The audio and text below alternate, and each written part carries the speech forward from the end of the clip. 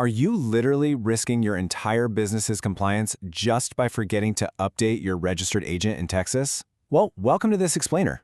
Today, we are going to break down exactly how to protect your Texas business by keeping that registered agent info perfectly up to date.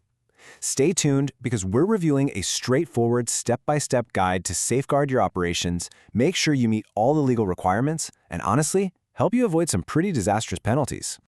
Okay, let's quickly run through our agenda for this explainer. We're going to cover the agent lifeline, why you'd even need to change your agent, the rules for new agents, a complete step-by-step filing guide, how to avoid common mistakes, and then wrap it all up with some final compliance tips. So let's jump right into Section 1, the Registered Agent Lifeline. I'm asking if you're risking compliance right out of the gate because, well, failing to update this vital piece of information can literally jeopardize everything you've built. Texas law does not mess around with this. Every single LLC, corporation, and similar entity in Texas has to continuously maintain a current agent on record. If you don't, the consequences are incredibly severe. So what exactly is this role? Legally speaking, under the Texas Business Organizations Code Section 5.201, your registered agent is your official representative.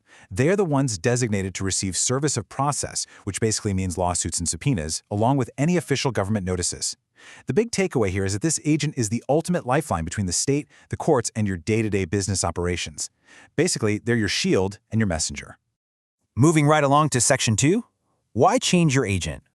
Now you might be wondering, why would I even need to do this? Well, there are a bunch of really common triggers. Maybe your current agent unexpectedly resigns, which is covered under Section 5.204. Maybe they move out of Texas, or your own company relocates and personnel changes. Or, hey, maybe you're just upgrading to a professional commercial service, so you get better privacy, keeping your home address off the public record, and rock-solid reliability. Whatever the specific scenario is, these situations require immediate action. And this right here illustrates exactly why you simply cannot delay. Picture this. Imagine a thriving Austin tech startup missing a critical lawsuit just because a process server showed up to an empty office. Because they literally weren't there to defend themselves, they get hit with a devastating default judgment. No warning. And it gets worse.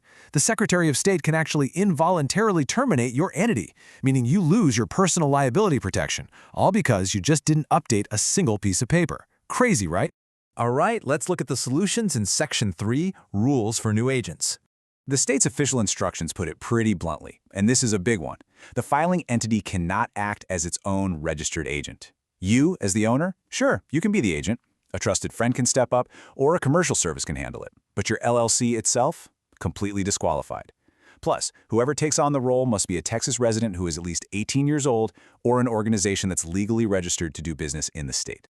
And guys, the geographic rules are equally strict. It is absolutely mandatory that the agent is physically tied to a real desk during standard business hours. We're talking 9 a.m. to 5 p.m. Monday through Friday to accept those legal documents in person. Listen to this. P.O. boxes, mail forwarding services, and virtual offices are strictly prohibited. The courts need to know exactly where a process server can walk up and physically hand over legal documents. Okay, Section 4, Step-by-Step Filing Guide.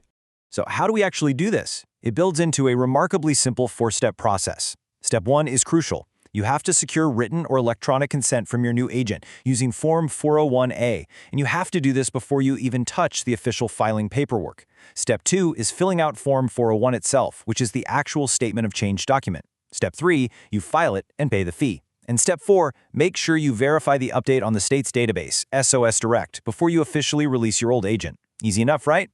And honestly, here is the absolute best part. Keeping your business compliant is not going to break the bank.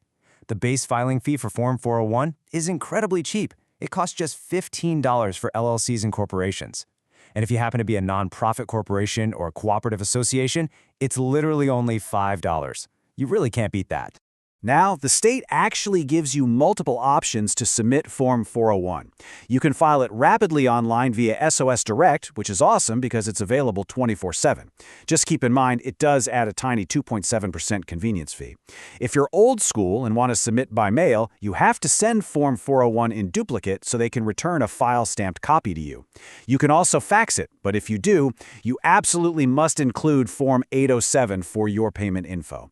Or you can just deliver it in person. person to the James Earl Rudder office building right in Austin. So, just choose whichever pathway works best for you. Which brings us to Section 5, avoiding common mistakes.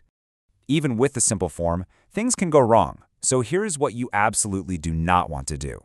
First off, never assume the state automatically knows you moved or changed providers. Your old agent is legally on record until this specific form is fully processed. Second, and I can't stress this enough, never name an agent without their consent. According to the Business Organizations Code, doing that is a punishable offense. In fact, if it's done with the intent to harm or defraud, it's actually a state jail felony. No joke. And finally, don't jump the gun on canceling your old agent. Wait until you actually verify that your new agent is actively listed on SOS Direct. Otherwise, you could create this dangerous compliance gap where you have zero representation at all. Almost done. Let's hit Section 6, Final Compliance Tips. Now, before we wrap up, I do need to share this super important disclaimer straight from the Texas Secretary of State. While this explainer gives you a highly detailed, factual roadmap derived directly from the state's rules, it is provided for informational purposes only. It is not a substitute for professional legal advice from an attorney. Always verify the details for any recent legal changes or seek professional advice for your specific business circumstances. So, I want to leave you with this final thought today. Is it time to check your own records? Seriously, don't wait for some devastating default judgment to wake you up. Take just a few minutes today to log into the state's SOS Direct system, verify your public records, and make sure your Texas business is protected for the long haul. You've got to keep that lifeline strong. Thank you so much for joining me on this explainer, and we will catch you on the next one.